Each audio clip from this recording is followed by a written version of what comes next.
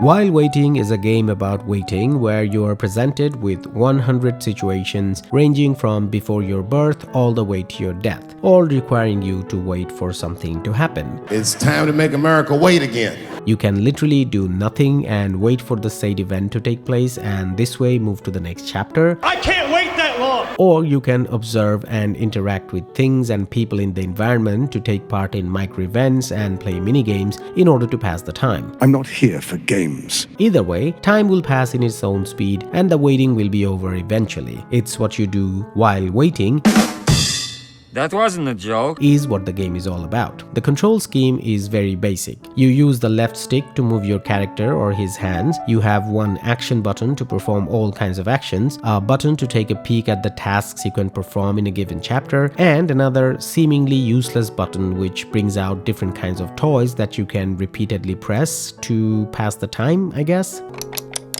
Okay, so it is a game. Every chapter begins by announcing what you're supposed to wait for, and you are presented with a vague list of tasks you can perform, kind of like an achievement list. You can interact with the objects in the scene in order to get these achievements and check things off the list, and that's basically it. Wait, hold on. I don't like the sound of that. Some of these tasks are quite obvious. The selective coloring of certain objects in a given scene definitely helps in this regard. But some other tasks are too much on the obtuse side. And since there is only one action button, you'll often resort to just walking around mashing that button, hoping that your character would interact with something and you'll pull off a task that way. Which, as you can imagine, gets boring when you have to repeat this method of figuring out tasks again and again. A rematch! It's obvious that you're supposed to replay a chapter multiple times to complete every task in a level. But are these scenarios mechanically or thematically interesting enough to make you want to go back?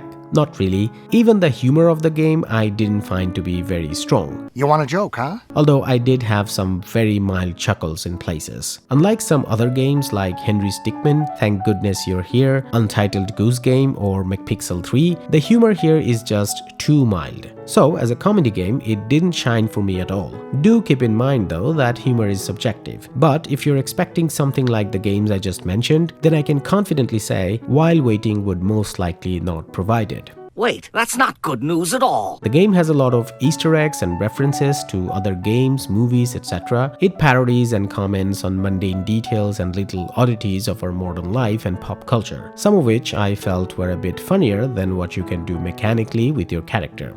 That was fun. Having said that, my main issue with the game is that despite having a staggering amount of unique minigames, a very small number of them are actually fun, which is why around 30 or so chapters, I started getting pretty bored, and although the complexity and fun factor of these minigames and puzzles increased a little down the line, the boredom didn't exactly diminish to a significant degree. It's not exciting. It didn't help that in between the good levels, there are some levels that become very frustrating due to the extremely boring tasks you have to complete in them. And unless you complete them, the chapters do not advance. As in these chapters, you are no longer waiting for something to happen, rather you yourself have to make it happen. What the fuck have I stumbled into? I don't know, maybe I played the game wrong and it's entirely my fault that I couldn't figure out how to make the game fun for myself. That's because you're a loser.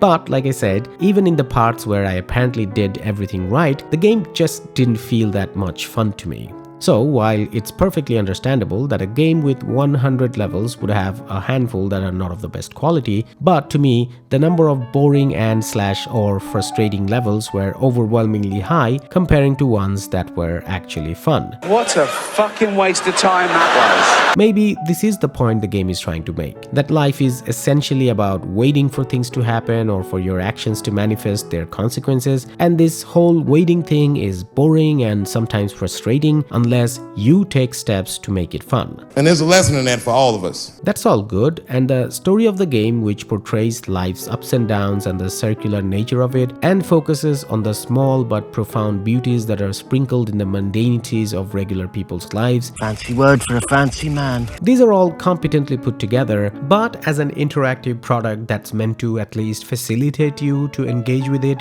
the game doesn't exactly fail, but it doesn't succeed with bright colors either. With so so many minigames and puzzles, you can clearly see honest intention and passion invested by the developers. It's just that the culmination of all these don't result in a great video game in my opinion. Y'all need to step your game up.